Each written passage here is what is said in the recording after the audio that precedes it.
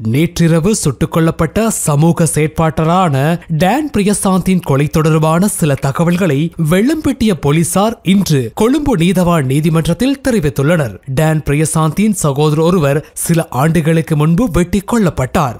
Don பிரியசாந்தின் சகோதரை வெட்டி கொல்லப்பட்ட வழக்கின் சந்தேக நபர்களாக இருக்கும் பந்துல பியால் மற்றும் மாதவ சுதர்சன் ஆகிய இருவருக்கும் டான் பிரியசாந்துக்கும் இடையில் கடந்த 20ஆம் தேதி மோதல் சம்பவம் ஒன்று இடம்பெற்றுள்ளது. அதன்போது டான் பிரியசாந்த் பந்துல பியாலை தாக்கியுள்ளார். எவ்வாறாயினும் இந்த சம்பவம் தொடர்பாக எந்தவிதமான முறைப்பாடுகளும் போலீசாருக்கு கிடைக்கவில்லை என்று தெரிவிக்கப்படுகின்றது. தாக்குதலுக்குள்ளான நபர் அந்த மோதல் சம்பவத்துக்கு பிறகு டான் பிரியசாந்த் உன்னுடைய தலையை நான் வெட்டி எடுப்பேன் என்று கூறியிருக்கின்றார். நேற்று டான் பிரியசாந்த் சுட்டுக் கொல்லப்பட்ட சம்பவத்தின் பின்னர் குறித்த பந்துல பியால் மற்றும் மாதவ சுதர்சன் ஆகிய இருவரும் தலைமறைவாகியுள்ளனர். எவ்வாறாயினும் பந்துல பியால் மற்றும் மாதவ சுதர்சன் ஆகிய இருவரும் வெளிநாடு செல்வதை தடை செய்யவும் அவர்களுடைய தொலைபேசியை பகுப்பாய்வு செய்யவும் நீதிமன்றத்திடமிருந்து போலீசார் அனுமதி பெற்றுள்ளதாக தெரிவித்தனர். டான் பிரியசாந்த் சுட்டுக் கொல்லப்பட்ட சம்பவம் தொடர்பில் 3 சந்தேக நபர்கள் இதுவரை கைது செய்யப்பட்டுள்ளனர். இதற்கிடையே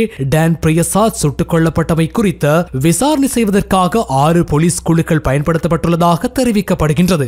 இந்த கொலையை ஒழுங்கமைக்கப்பட்ட குற்ற கும்பலை சேர்ந்த கஞ்சிபான் இம்ரானின் பிரிவு செய்திருக்கலாம் என்று போலீசார் சந்தேகிக்கின்றனர். நேற்றிரவு வெள்ளம்பெட்டியில் உள்ள லக்ஷந்த 7 அடுக்குமாடி குடியிருப்பில் மோட்டார் சைக்கிளில் பயணித்த 2 சந்தேக நபர்கள் துப்பாக்கி சூடை நடத்திவிட்டு அங்கிருந்து தப்பி சென்றதாக போலீசார் தெரிவித்துள்ளனர். இந்த துப்பாக்கி சூடு விருந்தின் போது இடம்பெற்றதாக போலீசார் நடத்திய முதற்கட்ட விசாரணையில் தெரிவித்துள்ளனர்.